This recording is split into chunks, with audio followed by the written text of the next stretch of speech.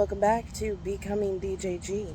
In my first couple of episodes, I'm going to be talking a lot about going no contact, my process as well as the process of other people in my community, both queer and trans people, as well as just kind of run-of-the-mill ex-evangelicals. And I want to talk a little bit about the road up to no contact that I personally went through. So if you've been watching Deconstructing DJG, you know that I was raised a fundamentalist, evangelical, Baptist, missionary kid, homeschooled, AFAB, so socialized as a girl, and I was the oldest child. So I had oldest daughter syndrome and was parentified by the time I was maybe 6. I might have gotten to 6 years old without being parentified, but it was very shortly after that I started getting duties to take care of my siblings. So then when I get to college and I have been struggling with a lot of what I had been taught because it just wasn't matching up with my lived experience and with, the other people and ideas that I was interacting with. But I knew that as long as I lived in my parents' house, there was no option for questioning. There was no option for exploring alternatives. That was absolutely verboten. So that wasn't something that I could indulge myself in until I was out from underneath their household. So as soon as I graduate and I go to college, that first year was at a fundamentalist evangelical university. However, I happened to get into the honors program, and so I actually got a decent set of classes for philosophy, humanities, history, etc. And that did a basically final nail in the coffin of getting me out of the church, which is ironic as all get out, but it's truly how it goes most of the time. So I'm decided I'm definitely leaving the church. This is not my faith anymore. I don't see that it's true. I don't see that it's helpful, and I just don't want it in my life. And I'm going to live my life by my own moral code and my own values, and I'm not just going to do things because that's how the last few generations of my family have done them. That's never been how I have operated in any situation. So then I get to where I'm getting ready to, finish up college, move out on my own, and I decide that I'm going to go ahead and be openly queer and polyamorous. And I was open to basically everybody but family. So family didn't find out about any of this, with the exception of a handful of siblings and cousins, until I was 31, at which point my parents said, "Oh, well, we would always love you no matter what. We'll always be here for you." And I was like, well, this is wild. This is unexpected. I'm honestly a bit dysregulated because this is so unexpected. But then about 9 months later, they reversed course. Dad calls me out of the blue one day to say that because I am an unrepentant homosexual, I am dead to the family. Do not contact any of us, and you are banned from being at your sister's wedding. After that went down, I spent a lot of time in therapy, just trying to iron out my own personal feelings and how I internally wanted to move forward from the situation. And I decided at that point that I would leave the door open to reconciliation. However, I was going to set a boundary from the get-go and hold that boundary that I am not going to be proselytized to. I'm not going to be witnessed to. I'm not going to have you constantly sending me Bible verses and Bible study invitations or any of that. That was just not.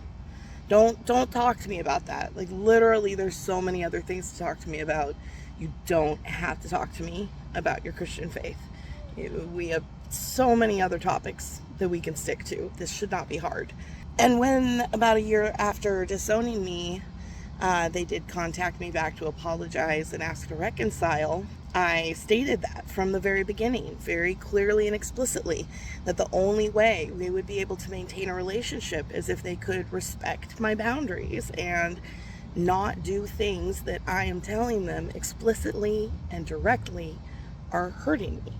So then fast forward 10 years, and they multiple times a year would break that boundary, and I had a variety of different reactions to those things, but it typically was a bit of, well, I'm going to disengage for a while, recoup my fortitude, and then re-engage and ask them again to, hey, please respect this boundary.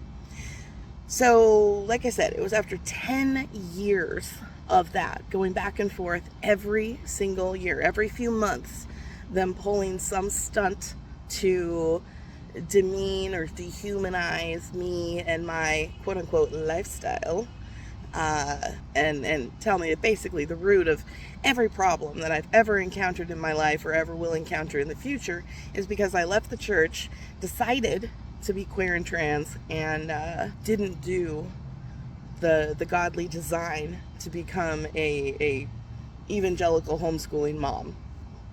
Sorry.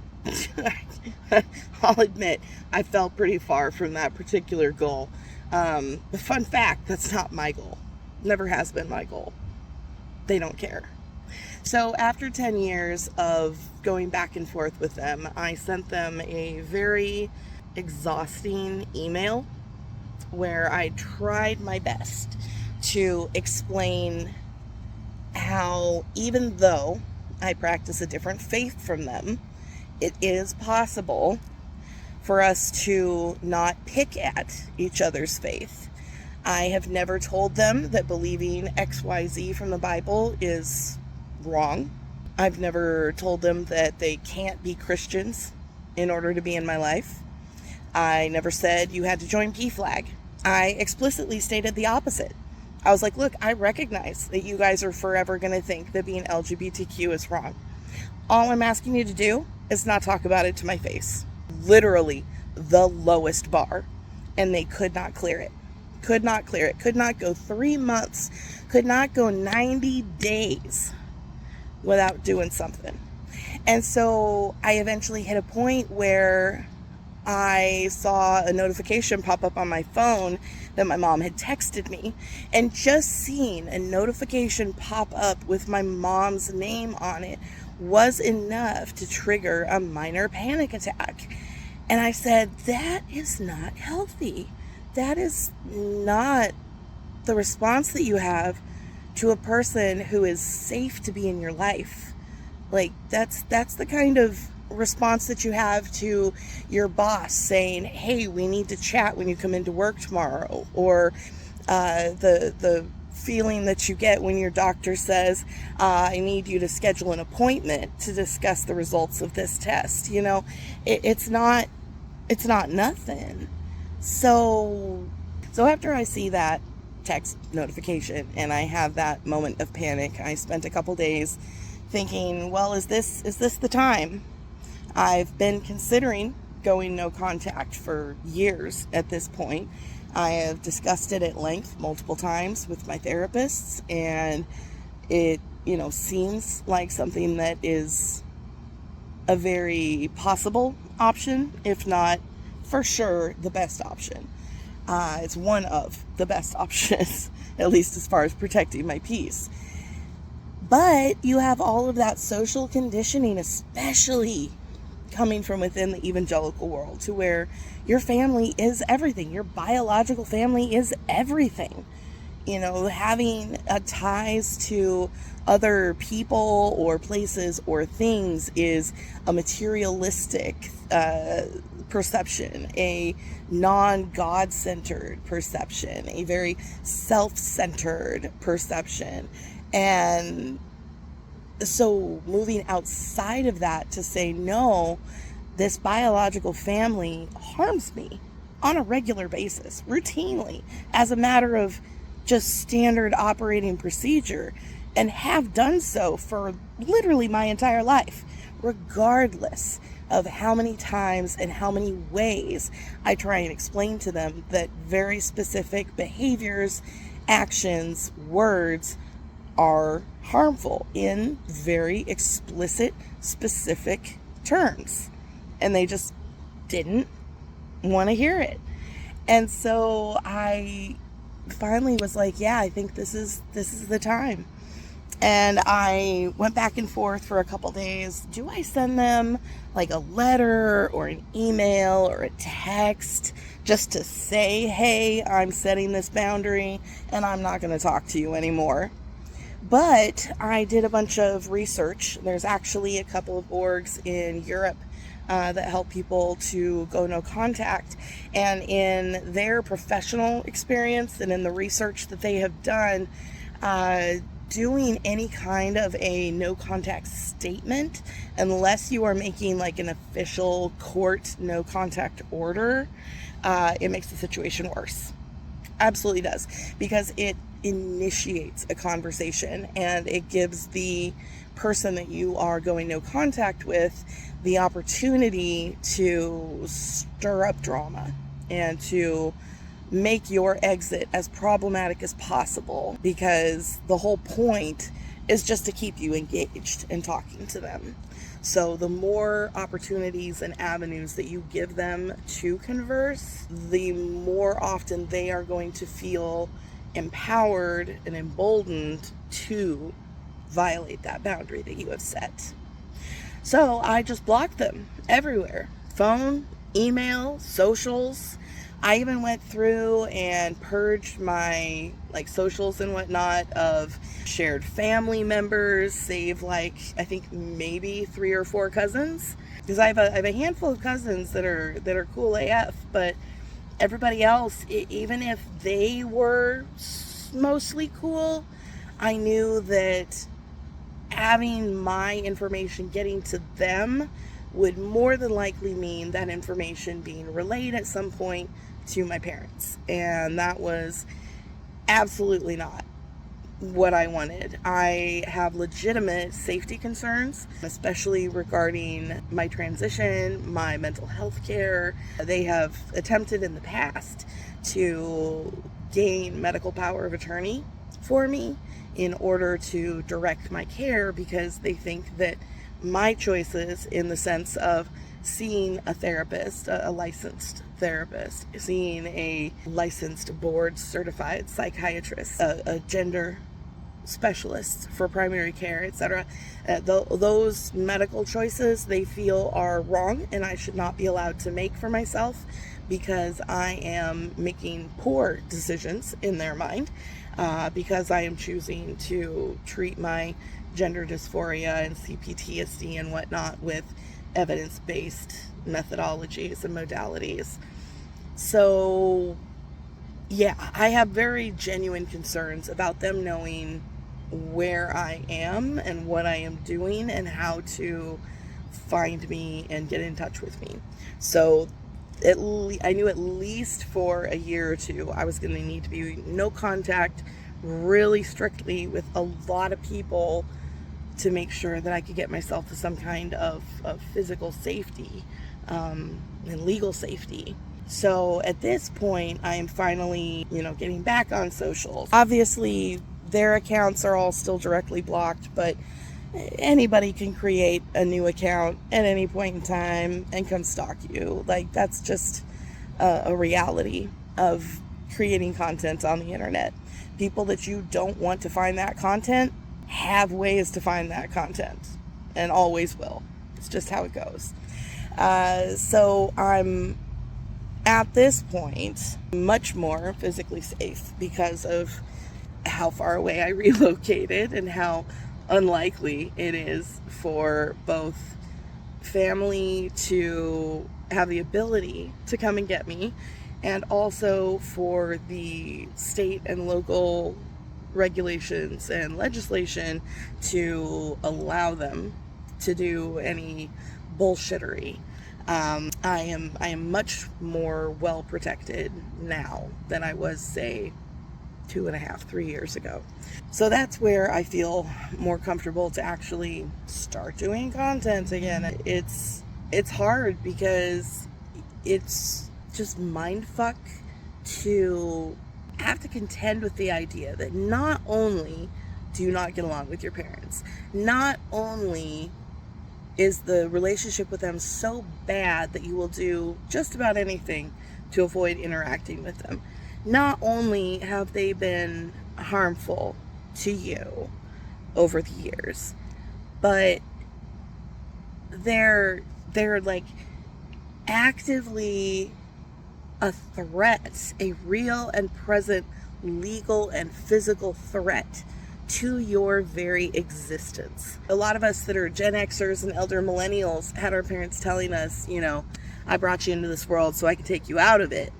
And that's what it's felt like at a number of points when my parents wanted to take over choices for my medical care as an adult and my psychiatric care as an adult, because they disagree with basically anybody who knows anything about gender, sexuality, psychiatry. They are just confidently incorrect and double down at every, angle. They are the Dunning-Kruger effect in corporeal form.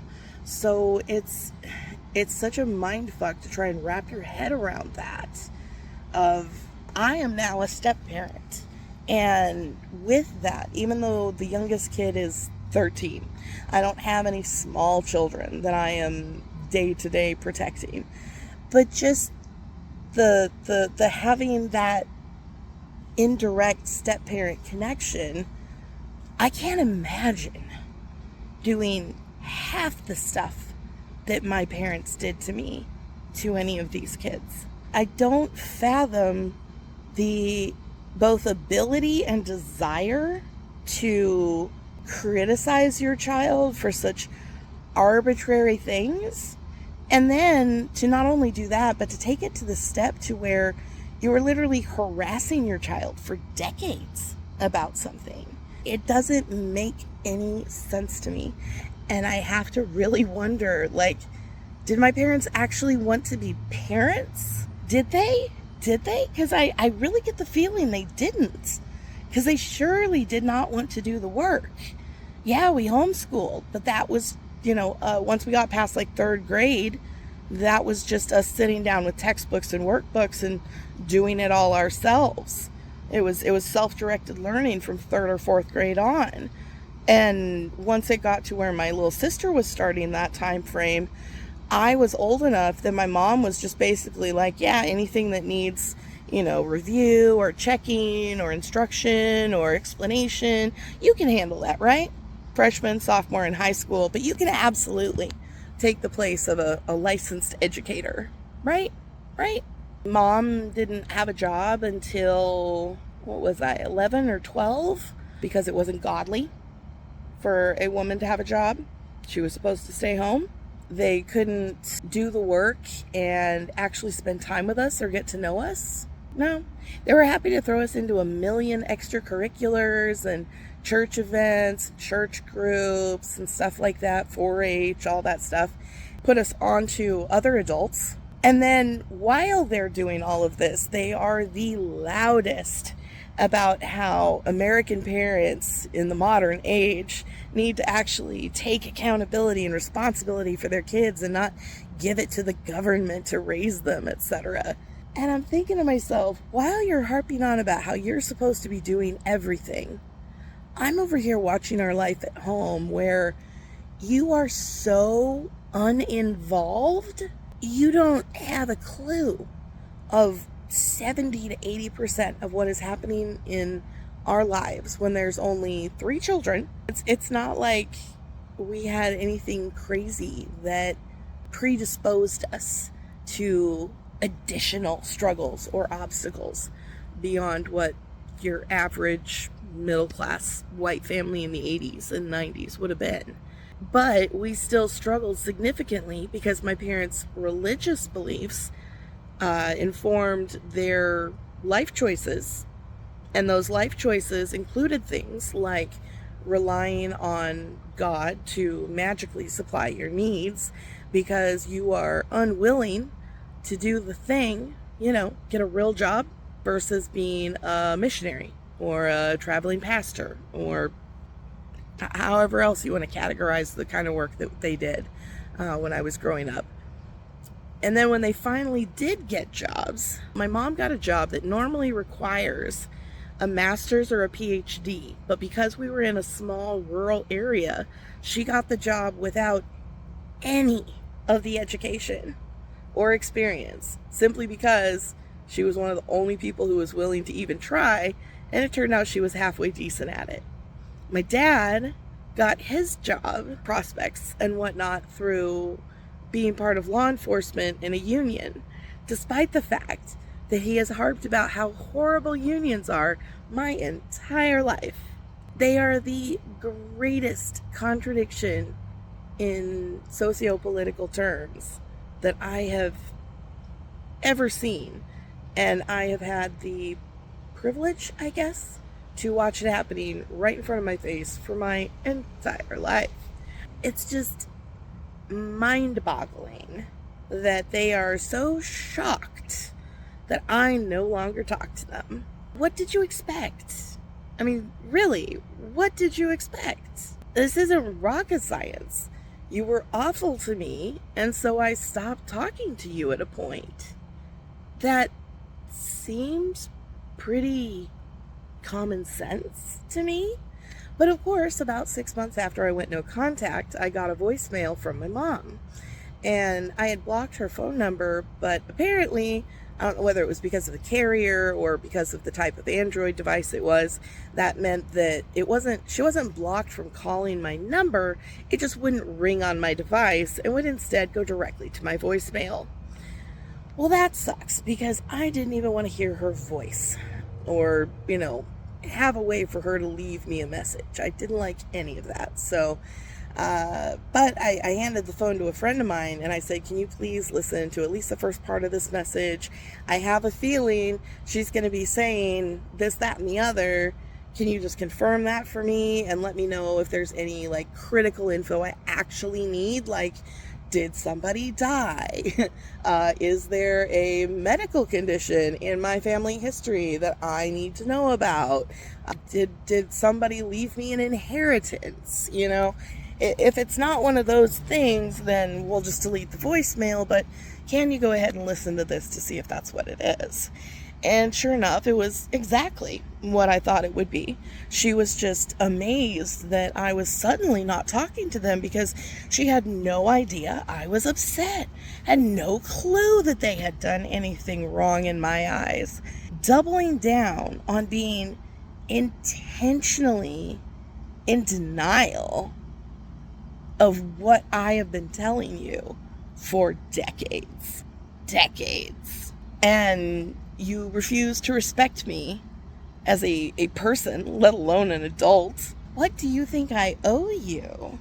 And it's truly mind-boggling, the entitlement that these MAGA boomers have when they've spent my entire life telling me that I need to not want a participation trophy for anything. I should earn my accolades. But me respecting them or allowing them to have a place in my life, they are apparently entitled to. That is a participation trophy that they should be allowed to get. They technically conceived me, brought me to term, and gave birth to me, and I didn't die before I hit adulthood. So that's the participation trophy that they are so loudly demanding. And I guess, congrats on that. I managed to keep an animal alive for roughly that same amount of time, and the animal couldn't help me with any of that. I was helping you guys. So it's just one of those things where people who are on the other side, who are being cut off, when they lash out and freak out and try to, accuse the person who's going no contact of being selfish or judging them too harshly, etc., I can pretty much guarantee that when you talk to the person who has gone no contact and you ask for their specific circumstances and steps taken and whatnot, it's going to be pretty obvious why they're no contact. And it's going to be pretty obvious and clear that it's fully justified for them to go no contact. If anything, it'll be wild and amazing to hear these stories of people and their families and see all of the times where they didn't go no contact. All of the extra chances that they gave their families, all of the creative solutions and the mental and emotional gymnastics to try and be okay while people are treating you just abysmally. It has to be willful at that point, which just reinforces why we are going no contact. We are not doing this because we don't want to put any more effort into it. It's more along the lines of, we understand that they are never going to engage in good faith. They will never admit that they did a single significant thing wrong. They will never fully apologize and understand why what they did to you was harmful.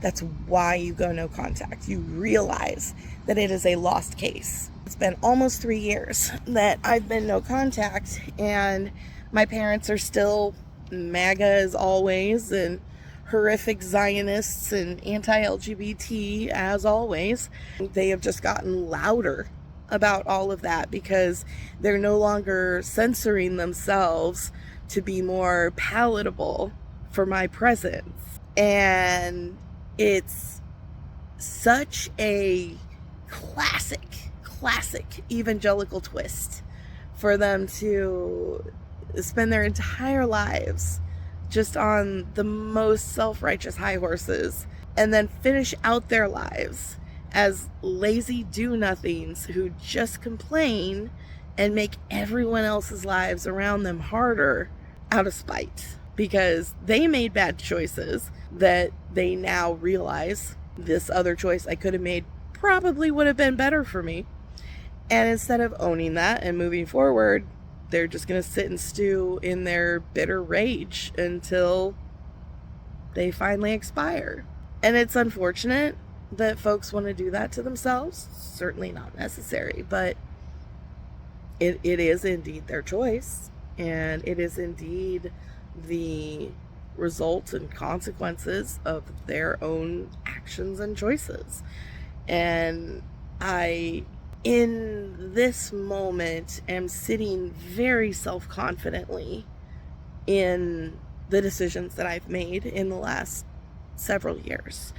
I have been able to make so much growth, mental health wise, physical health wise, personally, professionally, relationally, and it's just been all the good things. There's obviously, life has not been without its struggles in that time, but none of them were because I made a bad choice. I am in my dream region, working a dream job, about to marry my dream girl, and it doesn't get much better than this.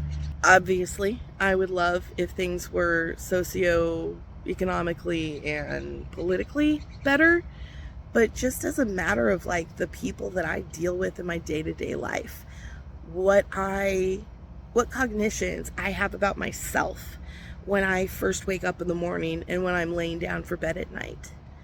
I am no longer tormented with intrusive thoughts about feeling like I'm doing the wrong thing, or that I am not being true to myself, or that I could be doing better. I don't have those obsessions and hyperfixations anymore. Why? Because I have actively taken steps to do things, and I can look back at the day or the month or the last year, and any obstacle is related to an even bigger growth. And the obstacle is something that pretty much the only people that don't have to worry about that stuff are at the level of Musk and Bezos. All the other little intersectionalities in my life are much less important than the fact that I don't have, endless cash to afford all the things while I go back to school or do other job retraining or relocate or whatever. The obstacles that I incurred in those things are just natural issues that come up with major life events. And that's just how it is for everybody but the 0.001%. My parents are now living in rural Kentucky. As far as I can tell, my mom is still alive. Have not found an obituary for her yet. And they're still living in the bus. They've been homeless now for 11 years. They have horrible health issues, horrible mental health issues. They have financial struggles because they are shitty with money. Tried to give them that benefit of the doubt for a long ass time, but they just truly are bad with money. When I was 12, I got an insurance settlement for about $25,000 because I was hit by a car. And my parents took that money after getting my consent, because, obviously the 12-year-old was able to make informed consent about large monetary transfers within a family. That was fair, totally. But they took that, put it towards renovating the house. It had been infested by 3 single men and their 20 some odd animals. So it was an absolute disaster and needed a ton of work. So that $25K went a long way to making sure that that home was livable for all of us, which I was ecstatic to be able to contribute to that. And I absolutely 100% trusted that my parents would pay it back when I was older by helping me pay for college. Put that $25K back into my schooling, and we are copacetic. We are kosher. We are on the level. Did they do that though? No. By the time I was going to college, they did take out a student loan, one of the Parent Plus loans through the Pell program. So they did get a subsidized interest rate because it was a federal loan and not a private loan. They were able to get basically special terms for it because it was one of these special Pell Parent Plus loans that they were offering at that time. Because keep in mind, this is 1999. So anyways, they get that 10 grand. Or no, it wasn't 10 grand. I think it was 7. I think my total for the year was 10 grand between my loan and their loan. But regardless, so, several $1,000s towards school. And I was like, great, they're doing it. But then when I transferred out of the fundamentalist evangelical university and went to just bog standard state school, they were like, well, we're not going to help you pay anymore. And I'm like, but that was my money that you took from me. Why are you not paying it back? And they were like, well, we think it's much more important that you get a godly education than a degree. So we're only going to pay if you go back to the fundamentalist evangelical university. And that was not going to happen. Because it was 3 or 4 times as expensive as the state school. And so I would run out of money to pay for the school even faster going there. They also did not have a degree program that I wanted to move to, because I ended up, I had picked that particular school for a specific degree program that they had, and the other programs that they offered were pretty crap. So I wanted to go to a state school that actually had a good program in what I was wanting to study at that point. They stiffed me on that, and then a few years later, when my dad became disabled fully because of his genetic disorder, they got all of the student loans that they had co-signed on or taken out themselves forgiven. So my student loans are still active, but the one like $7,000 or $8,000 loan that my parents got for my freshman year of college was forgiven when they became fully disabled.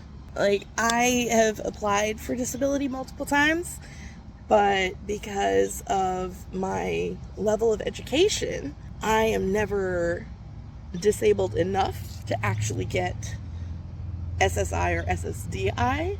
And so my student loans are just chilling. I've been able to keep them on various deferments and whatnot to keep the balance from exploding. But what? What? The parents are the whole reason why I didn't finish the degree, and so therefore did not get the ROI of the improved income going forward from having a degree, but I did have all of the debt from getting a degree. Now granted, it's lower than most because I went to school in the early aughts, but it was still a significant amount of debt. I mean, it's probably, 80%, 70% of my debt total. I only have that because my parents didn't pay me back the settlement money.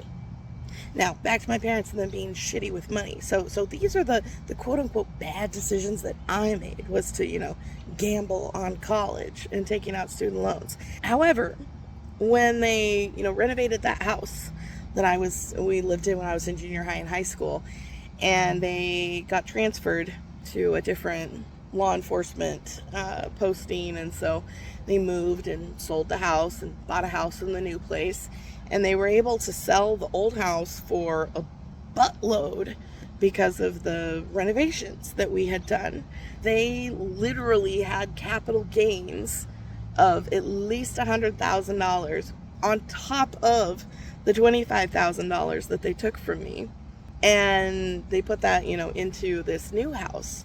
Well, then, about the time, I think they had been in that new house for probably 3 years, when my dad became disabled. And so at that point, they started really struggling with bills because they never put away savings. They never invested in anything that had any kind of appreciable value.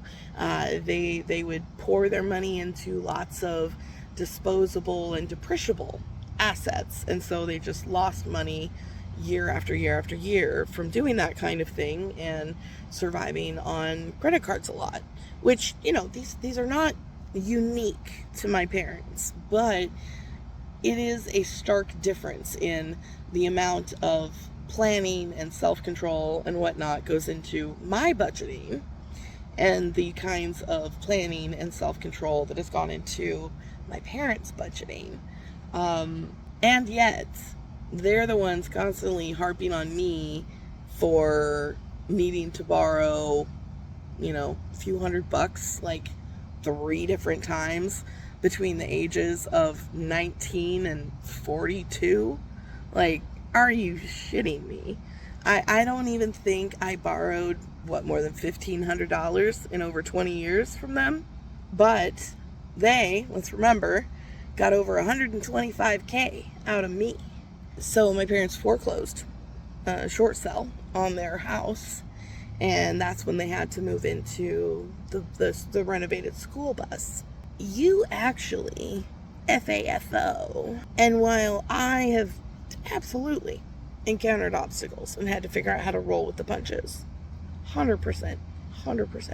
But the obstacles that I ran into were because of things like market crashes and disability and family screwing you over, jobs randomly cutting hours or closing, going bankrupt. I mean, one of the major situations that they took issue with my finances on was when my dog was severely ill because she was elderly. She had a bit of a heart condition, renal failure, some arthritis, hearing wasn't great, etc. And so for the last 2-3 months of her life, she had a number of vet visits and medications and supplements and specialty foods and stuff like that, just to try and, give her the best quality of life that I could, until it was, definitely time to help her cross the Rainbow Bridge. And that's all expensive. That's really, really expensive, because even if you have pet insurance, the level of testing and whatnot and everything that gets done when you're looking at end-of-life care for a human or an animal, it's exorbitant kinds of costs. And I did everything I could to mitigate those. And unfortunately, that was certainly a calculation in, how long I could continue to treat her at home versus needing to say she's in too much struggle and pain and everything. Because if I could have afforded better care for her, she probably would have lived longer. But I couldn't afford that better care. I could only afford a certain level of care. So it's not like I was out here spending, $5,000 a month on dog acupuncture because she had a sneeze or a cough or something. This was literally, I had to get a couple of different vet opinions on if what she had was far enough advanced that there was no point in treating it, or if there were still going to be viable treatments that I should consider. What is the efficacy of those treatments at this point? And so, I wanted to get more than one opinion before I end the life of my soulmate dog. I don't think that is being unreasonable. And like I said, over the whole course of my adulthood, I don't think I ever borrowed more than a grand sum total of $1,500. So this was not a large amount of money that I was asking them for after the vet bills had gotten humongous. I want to say it was something like $800 or $900 that I needed to get caught up at that point. And if my parents had said no, I would have figured something else out. But, being an extenuating circumstances, and I hadn't asked my parents for financial help with anything for probably close to a decade. And so I thought, it's rare. It's, a very special circumstance. Surely they won't be dicks about it. Oh, they were dicks about it. They were very, very big dicks about it. So it's just, they desperately want there to be no consequences for anything that they say or do. They don't want anybody to hold them accountable for the negative effects that they have on their own lives, let alone the lives of the people around them. And they don't want to be told that they're ever wrong. And when you're working with somebody like that, you're never going to get anywhere. You're just not until they decide that they want to be different. I could see myself potentially reconciling with siblings in the future, but there's just too much that my parents did. I absolutely cannot do it. And that's unfortunate, but again, it is the consequences of their own actions. The life that I've been able to lead since getting away from them has been so many orders of magnitude better and less stressful and more harmonious and more focused and more productive. It's better on so many metrics of determination that I can't see any reason to try and reestablish a relationship with them. There's no benefit for anybody there other than to assuage the guilt of my parents. And that is absolutely the last thing that I'm going to do for them. Because even if they were to change their minds radically on things now and apologize and whatnot, I can't trust them enough to internalize any of that at this point. They have gaslit and lied to me so many times about, oh, no, we're totally cool with this. And they're very not cool with this. Oh, yeah, no, that's fine. We don't mind. Oh, they very much mind. And I can't deal with the whiplash of that anymore. And so while I would certainly applaud them for taking steps to be better people, if they were to change their behavior in the future, yeah, sure, that sounds great. But it doesn't mean that they get back into my life. I let them back in once after they disowned me, and they completely ignored all my boundaries. So we're just not going to do that anymore, regardless of any changes that they make, because they have been so dishonest and disingenuous in the past. And so that's why I am no contact. It's just not possible to have any kind of healthy relationships when you are continuing to maintain a relationship that you know is toxic and harmful for you.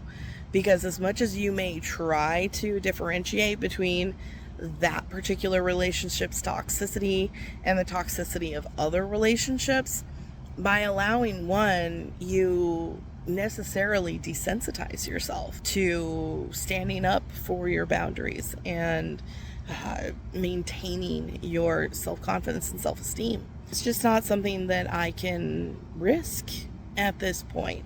And it's not that I think they could convince me of anything, but they would absolutely trigger the intrusive thoughts, the scrupulosity, otherwise known as religious OCD, because that is the disorders that I have as a result of the decades of mistreatment from them. So basically, they gave me a cancer that is exacerbated and will create tumor flourishment if I am around them, and that's just, we don't stand for self-harm. So we're not going to do that emotionally, just like we're not going to do that physically. So that is our entry point to going no contact. I am looking forward to discussing with several folks that I know through homeschooling, missionary circles, evangelical networks, etc. And I'm going to be chatting with other folks about their experiences going no contact, their reasons for doing so. And I just want to try and give a perspective for people who are considering, maybe I need to go no contact, and hopefully provide some perspective and some psychological tools to help you determine what the best step is for you to take in your particular situation. Because unfortunately, nobody can really tell you what the best is going to be. We can give you options. We can let you know how it worked for us. And we can surely hope that if you do the things we do, it will work out as well. But it's something that, especially to avoid future, having regrets in the future about either going no contact itself or the way that you went no contact, being extra intentional about it ahead of time and through those beginning processes is really pretty crucial. If you're just hastily making decisions, you're more likely to waffle, and it's going to cause a lot more confusion for everybody involved. So it's definitely good to take that time to really sit with it before you make any, permanent decisions. If you're needing to kind of test drive, definitely look into low contact, gray rocking, things like that. Or even just timeouts. Hey, I am so sorry. For the month of October, I'm going to be slammed and I'm not going to have any time for social things. So if you text me or call me, I probably will not be able to contact you back. I apologize. But once we get into the next month, I should have free time again and we can, pick up at that point. But, it's absolutely okay to make innocuous lies about stuff like that in order to protect your peace from people who intentionally refuse to adhere to anybody else's given boundaries. So just know that this is intended to be educational, illustrative. This is not prescriptive. It is descriptive, not proscriptive. And I really want this to be a larger discussion of how varied this can be and how it doesn't need to be a matter of like you're going no contact because this family member committed CSA. You know, there's a lot of other contexts in which it is just as critical for your mental and or physical health or other socioeconomic contexts for you to be no contact. So this is not just about for the people that are the estranged parents in these scenarios. This is not being about selfish brats or greedy entitlement of children that, you know, we need to be praised and lauded no matter how many mistakes we make. That's not it. That's not it at all. We're just here to talk about why we make some of the choices that we do, so that way we can understand both our own internal motivation and creatively look for alternative solutions for both ourselves and for others. We want to be able to inspect our own personal ethics and values or morality, really be able to establish those things for ourselves, especially for those of us who come from such high control communities like fundamentalist Baptists, missionary kids, homeschoolers, etc.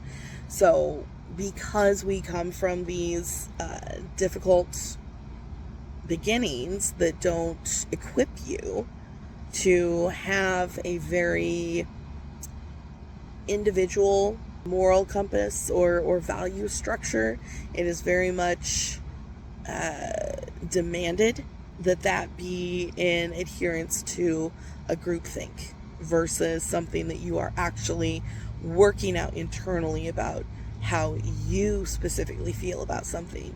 Does this feel in line with your values to do this?